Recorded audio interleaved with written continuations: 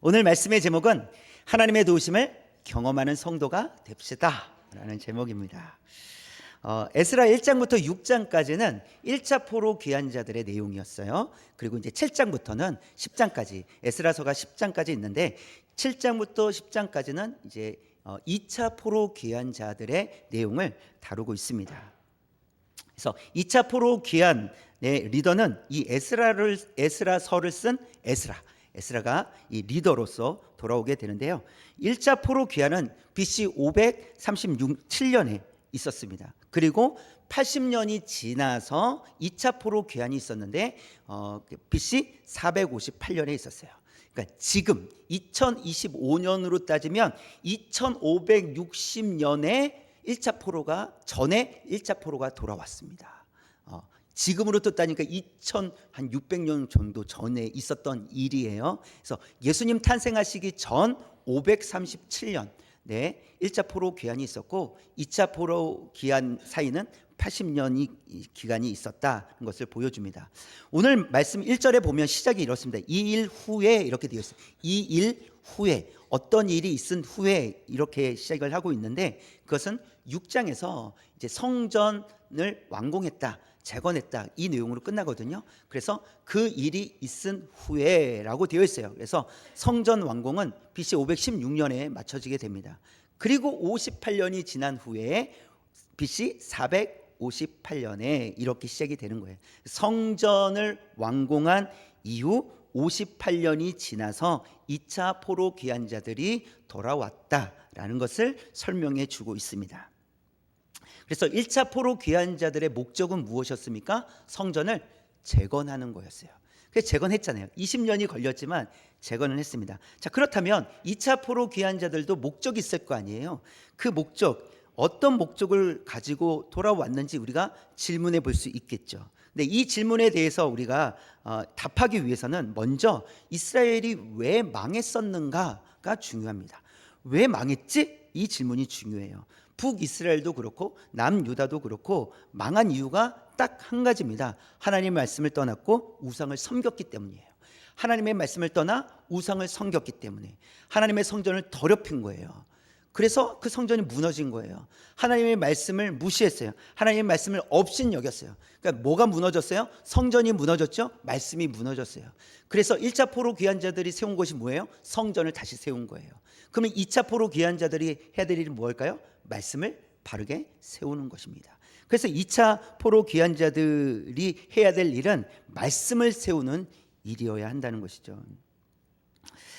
그래서 하나님께서는 에스라를 통해서 하나님의 말씀을 회복시키시고자 하나님의 말씀을 바르게 세우시고자 2차 포로 귀환 자들을 돌아오도록 하나님께서 인도해 주셨다는 것을 말씀해 주십니다.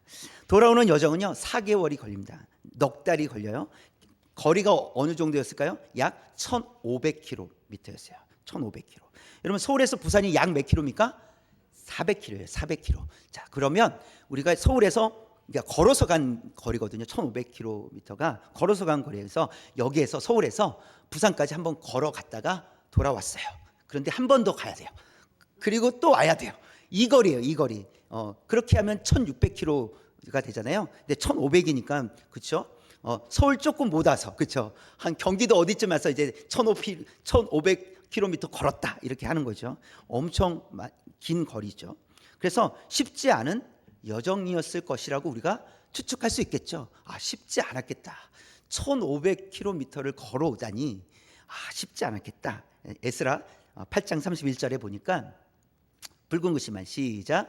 우리 하나님의 손이 우리를 도우사 대적과 길에 매복한 자의 손에서 건지신지라. 그래서 보니까 대적과 길에 매복한 자의 이렇게 돼 있어요. 그러니까 가는 길마다 그러니까 1500km를 걸어올 때 어떤 사람들이 있었어요? 공격하는 사람들이 있었다.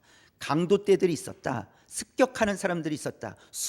몰래 숨어 있다가 공격하는 사람들이 있었다라는 것을 보여주고 있어요. 쉽지 않았겠구나. 자, 그런데 뭐라고 또 기록을 하고 있습니까? 우리 하나님의 손이 우리를 건지신지라 이렇게 말씀하고 있어요. 쉽지 않은 여정이었지만 하나님의 손이 이스라엘 2차 포로 귀환 자들을 도우셨구나. 그리고 그들을 그 공격으로부터 건지셨구나. 강도 때로부터 건지셨구나 라는 것을 말씀해 주고 있습니다. 자, 그리고 오늘 1절부터 10절까지 7장 1절부터 10절까지 읽었잖아요. 오늘 읽은 본문에서도 하나님께서 도우셨다는 말씀을 두 번이나 하고 계세요. 6절 붉은 글씨 시작. 하나님 여호와의 도우심을 입음으로 하나님 여호와의 도우심을 입었다라고 말씀하세요. 9절도 볼까요? 붉은 글씨 시작. 하나님의 선한 손에 도우심을 입어. 하나님의 선한 손에 도우심이 있었다라고 말씀을 하고 계십니다. 여러분, 하나님의 도우심이 있었기 때문에 무사히 도착할 수 있었다는 것을 말씀해 주고 있는 거예요. 2차 포로 귀환 자들은 1500km나 되는 넉 달 동안 그 길을 걸어왔는데 많은 도적대도 있고 그렇게 공격하는 자들이 있었음에도 불구하고 하나님께서 도와주셔서 하나님의 선한 손길로 인해서 잘 도착할 수 있었구나는 것을 보여주고 있어요. 여러분, 하나님의 도우심이 있을 때 우리는 안전하게 될 줄 믿습니다. 하나님의 도우심이 있을 때 안전할 수 있다는 것을 말씀해 주고 계십니다. 자, 그렇다면 오늘 말씀을 통해서 하나님의 도우심이 어떤 삶을, 우리로 하여금 어떤 삶을 살게 하실지, 하나님의 도우심이 있기 때문에 우리에게 나타나는 삶은 무엇인지를 두 가지로 한번 살펴보도록 하겠습니다. 첫 번째 시작. 끊어진 것을 연결하는 삶을 살게 하십니다. 하나님의 도우심은 끊어진 것을 연결해 줄 수 있는 삶을 살게 하신다 라는 겁니다. 1절에서 5절에 보면 에스라를 소개하는 내용이에요. 소개하는 내용인데 1절에 보니까 붉은 글씨만 보시면 시작. 에스라라 하는 자가 있으니라. 그는 스라야의 아들이요 라고 되어 있어요. 스라야의 아들이요. 여기서부터 시작이 돼요. 그다음에 5절 말씀 볼까요? 붉은 글씨 시작. 대제사장 아론의 16대 손이라. 보니까 아론의 16대 손이라는 거예요. 그러면 에스라는 어느 지파입니까? 레위 지파예요. 레위 지파에서도 대제사장 계열의 후손이라는 사실을 알려주고 있습니다. 그래서 5절에서 대제사장 아론의 16대 손이라고 말씀하고 있는데 아론은 누굽니까? 모세의 형이잖아요. 그러면서 이스라엘의 제1대 대제사장이었어요. 1대 대제사장. 그래서 대제사장이 되려면 아론의 직계가 대제사장이 되는 거예요. 직계로만 되는 거예요. 그럼 에스라는 아론의 직계 후손이다라는 것을 알 수가 있습니다. 그렇기 때문에 1절에서 5절 말씀은 에스라가 대제사장의 직분으로서 사역하게 될 거다라는 것을 말해주고 있는 거예요. 에스라가 돌아오면 어떤 역할을 한다고요? 대제사장으로서 역할을 하겠구나라는 것을 보여주고 있습니다. 자, 그런데 성경학자들은 이 의문을 제기합니다. 이 에스라서에 되어 있는 이 족보에 대한 의문을 제기해요. 이 족보가 정말 맞아? 맞는 거 맞아?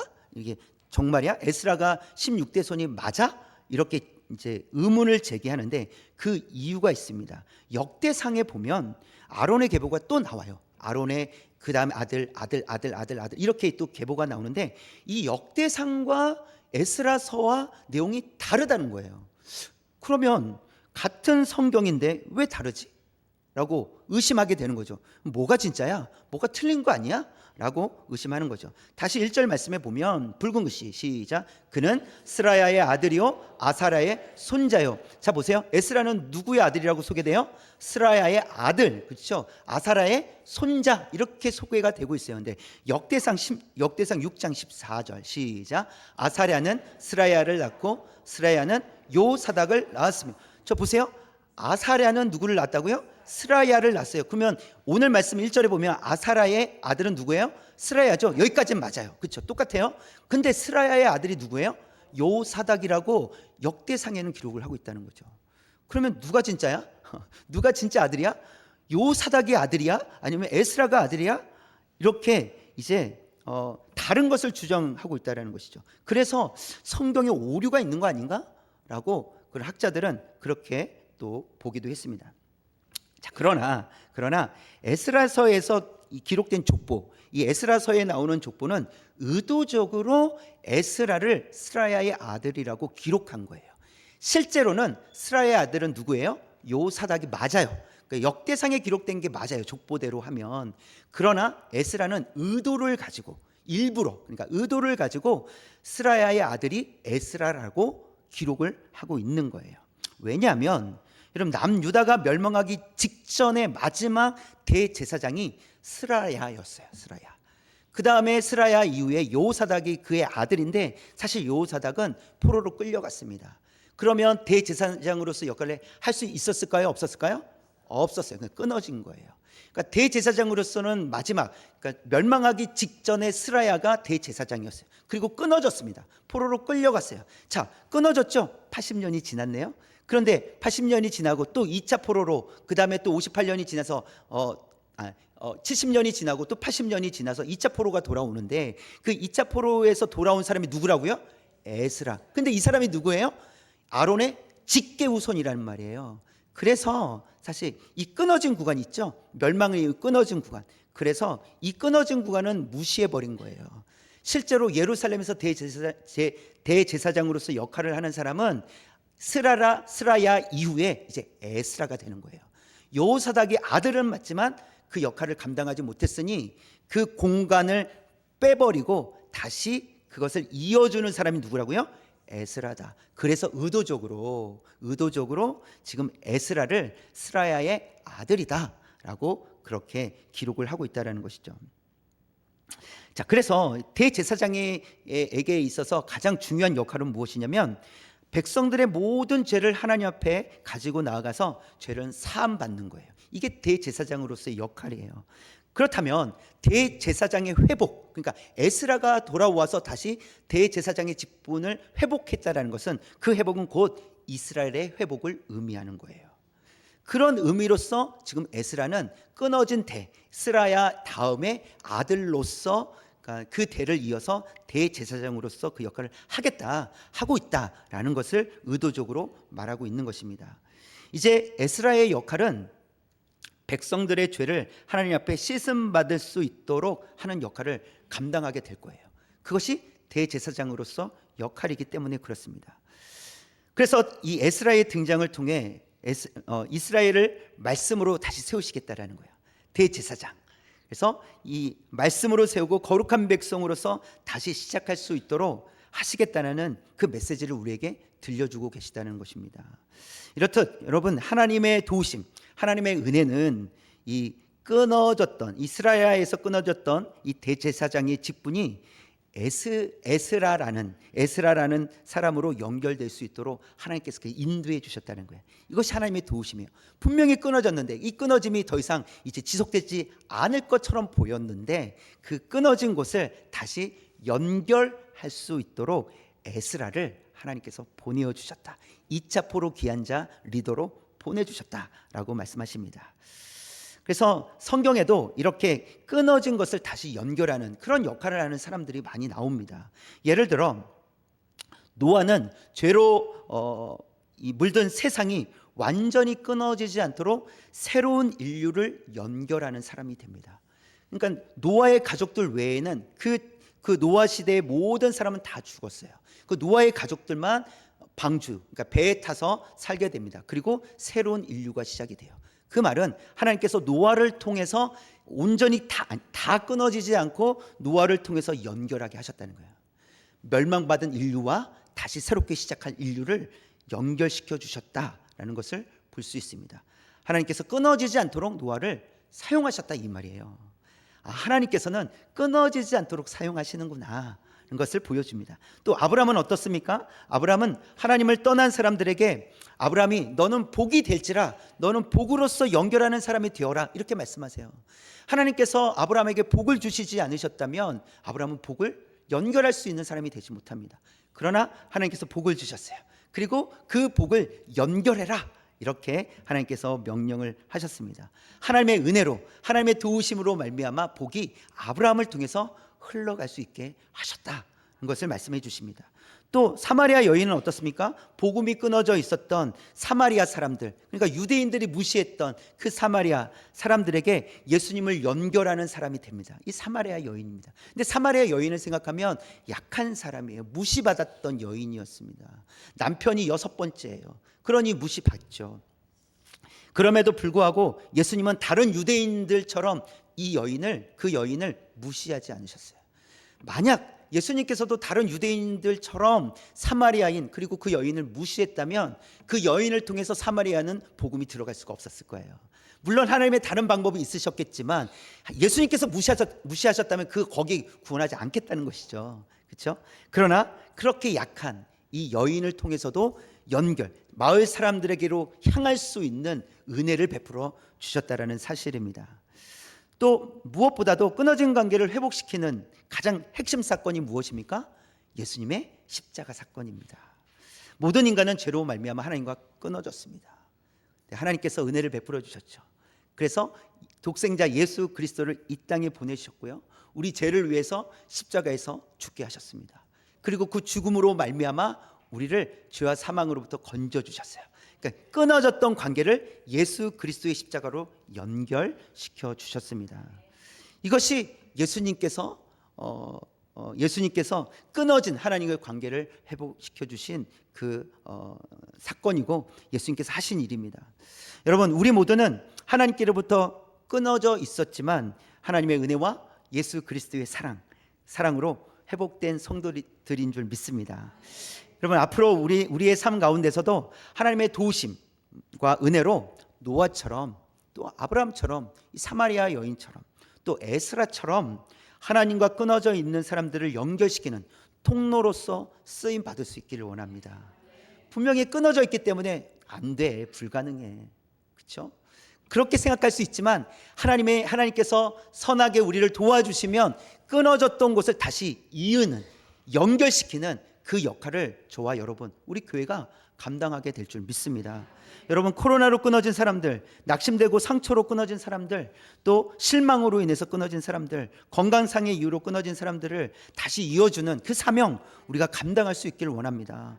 또 끊어진 관계, 끊어진 다음 세대, 또 끊어진 말씀이나 끊어진 기도가 있다면 그 일에도 회복시키는 일에 저와 여러분들이, 우리 교회가 쓰임 받을 수 있기를 원합니다.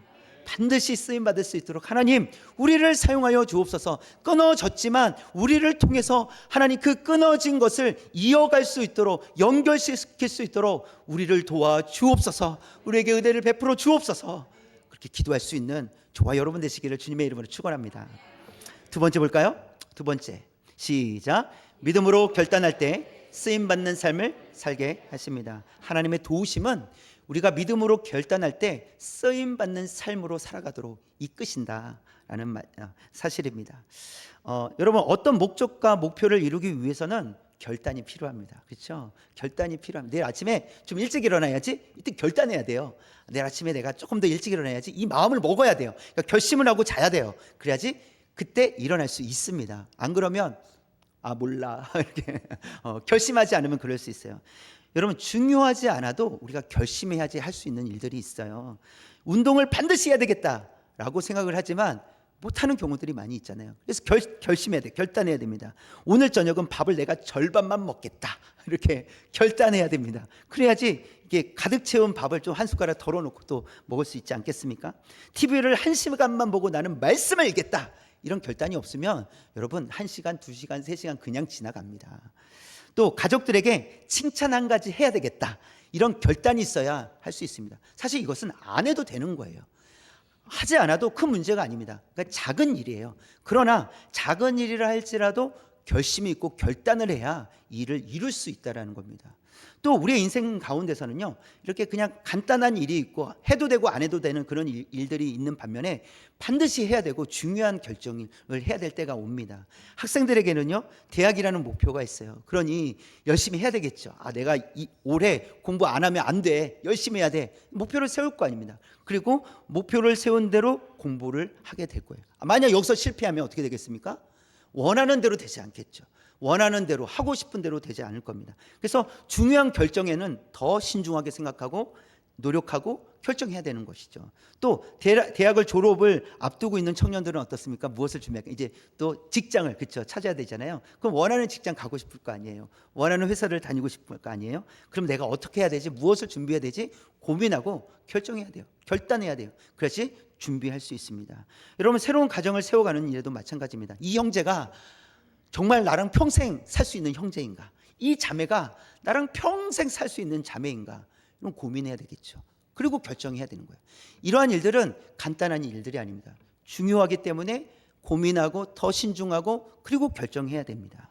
이렇게 고민하고 결단한 대로 또 목표를 세운 대로 다 잘 되면 또 좋겠지만 또 그렇지 않을 때가 많이 있잖아요. 여러분, 우리가 고민하고 신중해도 되지 않을 때가 있어요.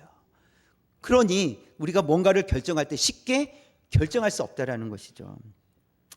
그래서 결단은 신중해야 됩니다. 신중. 자, 그런데 결단을 신중해야 되는데 결단을 안 할 수는 없어요. 시간이 되면 또 결단할 때가 와요. 나는 결단하고 싶지 않은데 시간이 자꾸 지나가면 이제는 결단해야 될 때가 온다는 것이죠. 그때 어떻게 결단해야 되겠습니까? 믿음으로 결단하시라는 거예요. 그때는 믿음으로 결단하셔야 돼요. 물론 처음부터 믿음을 가지고 결단을 해야 되겠지만, 그런 마음을 가지셔야 되겠지만, 결국은 미루어서 이제 결단할 때가 온다면 그때는 믿음으로 결단하셔야 돼요. 더욱더 믿음으로 결단하셔야 됩니다. 학사이면서 제사장이 이 에스라도 중요한 결심을 하게 되는데요. 10절 말씀 볼까요? 시작. 여호와의 율법을 연구하여 준행하며 율례와 규례를 이스라엘에게 가르치기로 결심하였었더라. 네, 결심했대요. 결심. 무엇을 결심합니까? 여호와의 율법을 연구하기로 결심했다는 거예요. 그리고 어떻게 해요? 준행하겠다는 거죠. 내가 말씀을 아는 대로 살아내겠다라고 결심했다라는 거예요. 또요, 또 한 가지는 가르치기로 결심했다, 이렇게 말씀하고 있습니다. 이 에스라는 율법, 이 모세 율법 학자였어요. 모세 율법이라는 모세 오경을 얘기하는 거예요. 창세기, 출애굽기, 레위기, 민수기, 신명기, 이 모세 오경이라고 하는데 이 모세 율법의 학자였어요. 그래서 이 율법을 연구하면서 왜 이스라엘이 망했는가를 연구하고 그것을 깨달은 사람이에요. 아, 하나님의 말씀에서 떠나면 망하는구나. 하나님의 말씀이 없으면 망하는구나. 그래서 기록된 말씀을 통해서 확인하고 또 지나온 역사를 통해서 확인한 사람이었습니다. 그러니 에스라는 먼저는 내가 하나님 말씀 앞에 바로 서야 되겠다. 말씀을 연구하고 내가 말씀대로 내가 말씀대로 살아가야 되겠다라는 것을 먼저 결단을 합니다. 그리고 두 번째 결단이 무엇입니까? 백성들에게도 말씀을 가르치고 백성들이 살아갈 수 있도록 도와야 되겠다라고 결정을 합니다. 그래서 즉 이 하나님의 말씀은 문자에 갇혀 있는 말씀이 아니라는 것을 깨닫는 겁니다. 아, 하나님의 말씀은 문자에 갇힌 말씀이 아니구나. 하나님의 말씀은 우리의 삶을 이끌어 가신다는 것을 깨달은 겁니다. 여러분, 하나님의 말씀은 문자에 갇혀 있지 않습니다. 이론에 갇혀 있지 않으세요. 하나님의 말씀은 실제로 우리의 삶 가운데 역사하시는 줄 믿습니다. 우리의 삶을 이끌어 가시는 줄 믿습니다. 에스라는 지금 이것을 깨닫고 내가 연구하겠다, 이거 이론이에요. 이론적으로 내가 연구하겠다, 말씀을 공부하겠다, 이거예요. 그 다음에 하는 일이 뭐였어요? 준행하겠다. 이것을 행동으로 옮기겠다. 이것이 중요합니다.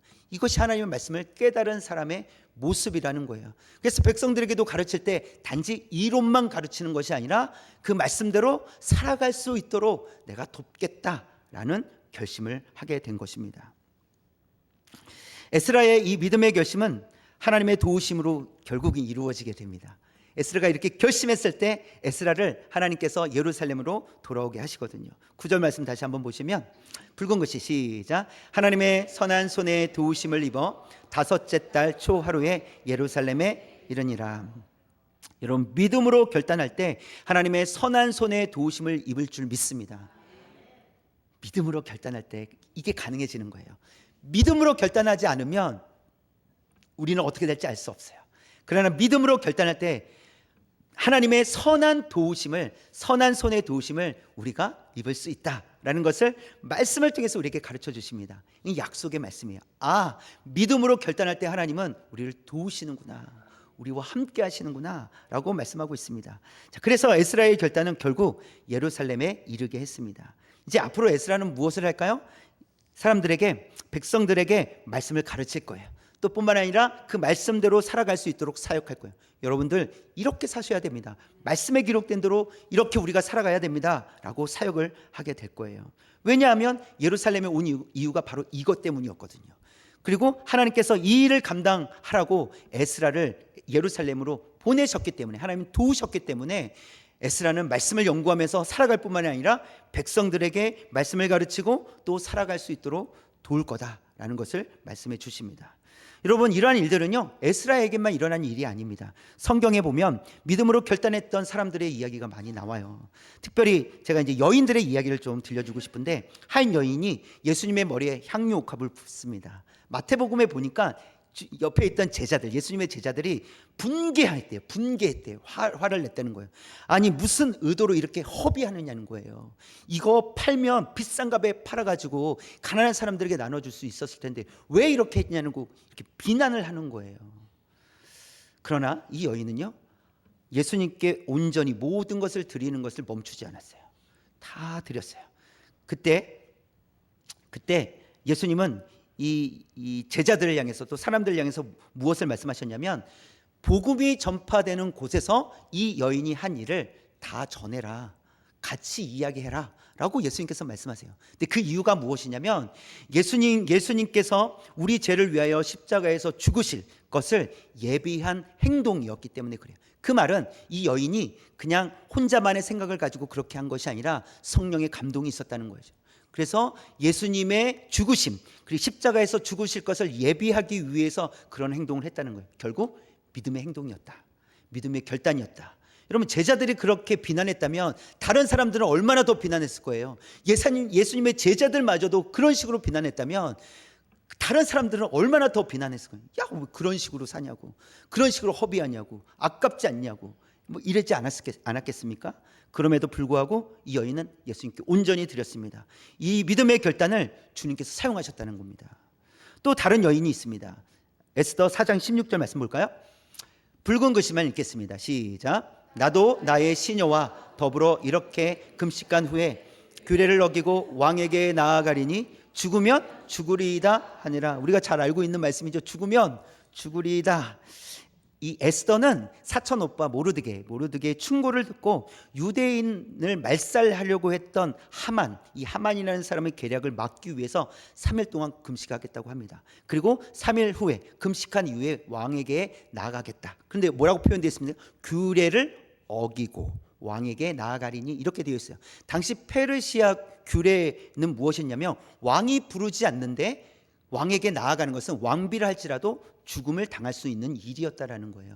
그래서 3일 동안 금식하고 왕에게 나가겠다. 그리고 이게 규례상 죽을 수도 있는 일이기 때문에 내가 죽으면 죽으리라. 내가 죽을지라도 내가 유대인, 내 민족의 사람들을 살리기 위해서라면 내가 믿음으로 결단하겠습니다 라고 그렇게 하며 왕에게 나아갔다는 것입니다. 그런데 왕에게 나갔는데 에스더는 죽지 않습니다. 뿐만 아니라 유대인들을 살릴 수 있게 됩니다. 여러분, 에스더의 믿음의 결단을 하나님께서 사용하신 거예요. 믿음의 결단을 하나님께서 사용하시는 줄 믿습니다.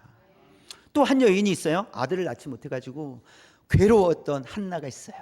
한나. 근데 이 한나, 그 괴로워하던 중에 아들을 낳게 됩니다. 그리고 그 아들을 하나님께 드리기로 결심을 해요. 결단을 합니다. 이 아이는 커서 영적으로 무기력해져 있었던 이스라엘을 회복시키는 일에 쓰임받게 됩니다. 그가 누굽니까? 사무엘 선지자예요. 사무엘 선지자. 자, 사무엘 선지자를 하나님께 드린 이후에 한나는 세 아들과 두 딸을 낳았다, 이렇게 기록이 되어 있는데, 보세요. 사무엘상 2장 21절 어떻게 말씀하고 있는지 붉은 글씨만 시작. 여호와께서 한나를 돌보시사. 하나님께서 돌보아 주셨기 때문에 임신하여 세 아들과 두 딸을 낳게 되었다, 이렇게 되어 있어요. 믿음으로 결단하면 하나님께서 채워주시는구나, 돌보아 주시는구나 라고 말씀해 주십니다. 예수님께서도 결단을 하셨어요. 예수님께서도 겟세마네 동산에서 기도하실 때 예수님께서 하신 결단이 있으셨어요. 마태복음 26장 39절 붉은 글씨, 이건 처음부터 같이 읽겠습니다. 시작. 조금 나아가사 얼굴을 땅에 대시고 엎드려 기도하여 이르시되, 내 아버지여, 만일 할만하시거든 이 잔을 내게서 지나가게 하옵소서. 그러나 나의 원대로 마시옵고 아버지의 원대로 하옵소서 하시고, 예수님께서 기도하셨어요. 이 잔을 내게서 옮겨 주시옵소서, 지나가게 해 주십시오. 이 방법 말고 다른 방법이었으면 좋겠습니다, 이렇게 기도하신 거예요.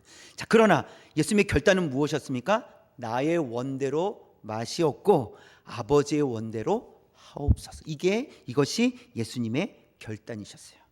결국 예수님은 하나님의 뜻대로 하시겠다, 이 말이었어요. 하나님의 뜻대로 하겠습니다. 그럼 하나님의 뜻이 무엇이었습니까? 우리를 위하여 십자가를 지시는 것이 하나님의 뜻이었어요. 예수님은 그 길을 멈추지 않으시고 하나님의 뜻대로 결단했으니 믿음으로 결단한 대로 하나님의 뜻대로 그 십자가의 길을 걸어가셨습니다. 예수님의 믿음의 결단은 하나님께서 저와 여러분을 살리는 일에 사용하여 주셨습니다. 믿음의 결단을 하면 하나님께서 사용하신다는 겁니다. 믿음의 결단을 하면 예수님처럼 믿음의 결단을 할 때 사람이 영혼이 살아나게 될 줄 믿습니다. 여러분, 우리도 믿음으로 결단하고 결심하는 삶이 되기를 바랍니다. 우리도 믿음으로 결단해야 돼요. 믿음으로 결심해야 됩니다. 그리고 우리는 기억해야 돼요. 여러분, 믿음의 결단은요, 에스더처럼 예수님처럼 목숨을 걸어야 할 만큼 중대하고 어렵기까지 하는 상황이 있을 수도 있다는 사실입니다. 여러분, 이 사실을 알고 믿음으로 결단하셔야 돼요. 어떤 일들은요, 쉽게 결정할 수 있어요. 쉽게 결단할 수 있어요. 해도 되고 안 해도 되니까. 그런데 어떤 일은요, 신중해야 돼요. 그 신중한 일을 어떻게 결단하셔야 된다고요? 믿음으로 결단하셔야 된다고요. 근데 그 믿음의 결단도 목숨을 걸어야 할 만큼 그렇게 중대하고 어려울 수 있다는 사실입니다. 자, 그런데 또 한 가지를 기억하는 거예요. 무엇이냐면 하나님께서 믿음의 결단을 사용하신다는 사실입니다. 우리는 할 수 없지만, 다 연약하지만 할 수 없어서 하나님 앞에 울며 부르짖었는데 하나님께서 믿음의 결단을 사용하시잖아요. 그 믿음의 결단을 사용하신다는 거예요. 아, 이렇게 하면 내가 죽겠구나 이럴 수도 있지만, 그래서 죽으면 죽으리라, 이런 믿음의 결단, 이런 각오가 우리에게 필요한 건 사실이지만 그렇다고 해서 우리를 죽도록 그냥 버려두지 않으신다는 거예요. 우리의 믿음의 결단을 하나님께서 사용하여 주실 줄 믿습니다. 여러분, 우리는 어떤 믿음의 결단이 필요하겠습니까? 저와 여러분들에게 어떤 믿음의 결단이 필요하겠습니까? 우리는 끊어진 사람들을 연결하는 통로로 쓰임받기를 결단할 수 있기 원합니다. 하나님, 끊어진 사람들, 하나님께로부터 끊어진 사람들 연결하는 통로로 쓰임받기 원합니다. 결단합니다. 하나님, 우리의 믿음의 결단을 사용하여 주옵소서. 하나님께서 이 결단을 사용하여 주셔서 온전히 이루어 가실 줄 믿습니다. 우리를 사용하여 주실 줄 믿습니다. 끊어진 자들이 주께로 돌아오게 하실 줄 믿습니다. 이래 쓰임받으며 감사로 기쁨으로 나아갈 수 있는 저와 여러분 되시기를 주님의 이름으로 축원합니다. 기도하겠습니다.